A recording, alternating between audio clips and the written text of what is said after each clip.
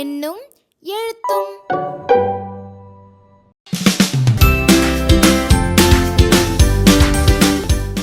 செயல்பாடு 2. இடைப்பட்ட நாள்களை கணக்கிடுதல்.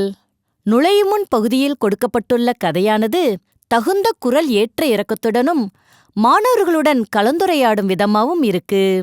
கருத்துருவாக்க தருணம் பகுதியில் 4ஆம் வகுப்பு மாணவர்களை 2 குழுக்களாக பிரித்து ஒவ்வொரு குழுவிலிருந்தும் ஒரு மாணவரை அழைத்து அவர்கள் பிறந்த தேதியை எழுதச் செய்யணும்.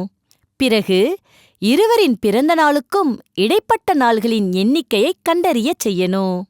அடுத்ததா கற்றலின் தருணம் பகுதியில் 2026ஆம் ஆண்டின் மாத நாள்காட்டியை காட்சிப்படுத்திவிட்டு மாணவர்களின் சிந்தனையை தூண்டும் விதமான சில வினாக்களை கேட்டு விடைகளை கண்டறியச் செய்யணும்.